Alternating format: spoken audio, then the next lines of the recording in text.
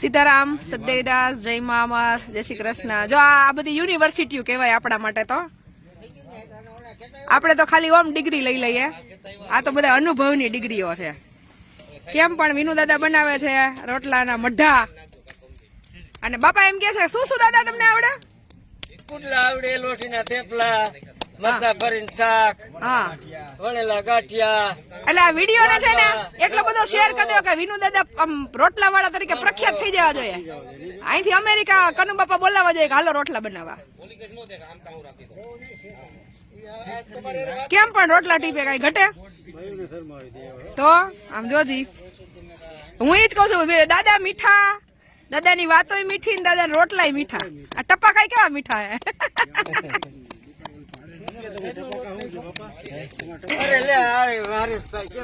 અહીંયા જો અમારા ભાઈ બનાવે છે મરચાનો આટી વાળો સંભારો, અને સલાહકારો કઈક સલાહ દે છે પણ ખબર નથી શું દે।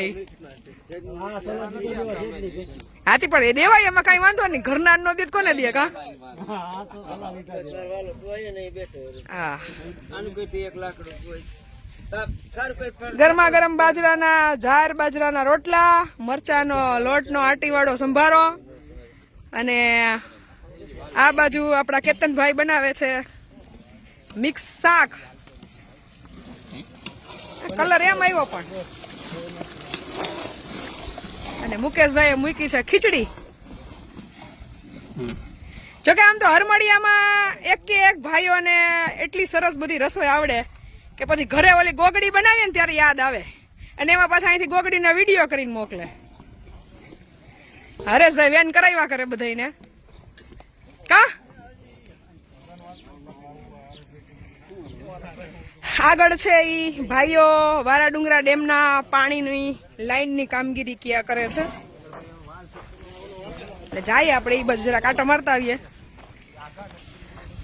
આ બાજુ બાંધકામ છે, લેન્ટર લેવલ ઉપરનું ચણતર ચાલુ થઈ ગયું છે, અને વધીને 8-10 દિવસમાં એટલે 20 તારીખની આજુબાજુ, 20 ફેબ્રુઆરી આજુબાજુ સ્લેબનું કામ ચાલુ થઈ જશે। હમણાં વ્લોગના માધ્યમથી અપડેટ છે આપતા રહેશું। તબિયત આમ તેમ છે એટલે થોડીક બોલવામાં જેટલું ઓછું બોલાય એટલું સારું। ભાઈ શ્રી હરેશભાઈ અને હરમડિયાની આખી ટીમની ખૂબ મહેનતથી હરમડિયા ગામના બધા ભાઈઓએ અમરધામ આશ્રમને 1 લાખથી વધારે રકમના ખર્ચે ડેમના પાણીની લાઈન છે એ પરમેનન્ટ સેવામાં અર્પણ કરી છે, એટલે એમનો પણ ખૂબ ખૂબ આભાર। ભરતભાઈની વાડીએથી પાણીની લાઈન છે, ડેમના પાણીની લાઈન એ આશ્રમે આવે છે। મરચા થઈ ગયા છે, હવે ભરતભાઈને ખેતરમાં રેડી, એટલે કોઈને દડાવવાના હોય તો પહોંચી જજો। આ બાજુ આપણા બધા ભાઈઓ ખૂબ મહેનત કરી અને પાણીની લાઈન છે એ અમરધામ આશ્રમ પર ટ્રાન્સફર કરે છે, અને બધાની ખૂબ સેવા, રાત દિવસ અથાગ મહેનત કરી અને અમરધામ આશ્રમને સેવા અર્પણ કરે છે। એટલે ભગવાનને એક જ પ્રાર્થના કે મેં મારા જીવનકાળ દરમિયાન જો સાચા હૃદયથી સેવા કરી હોય તો આ લોકોના જીવનમાં ક્યારેય કોઈ દુઃખનો પડછાયો ના આવે, અને ભગવાન એમને ખૂબ નિરોગી દીર્ઘાયુ આપે।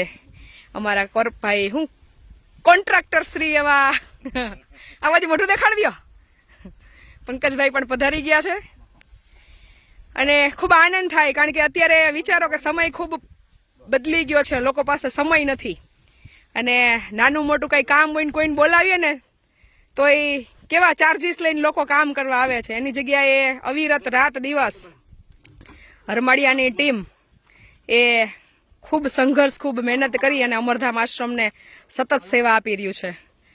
એટલે ભગવાનને હૃદયથી પ્રાર્થના, અમરમાને પ્રાર્થના કે હરમડિયા ગામનું નામ ખૂબ રોશન થાય, બધા ભાઈઓના ઘર પરિવાર ખૂબ સુખી સંપન્ન અને ખૂબ આગળ વધે, બધાને માં ખૂબ નિરોગી દીર્ઘાયુ રાખે।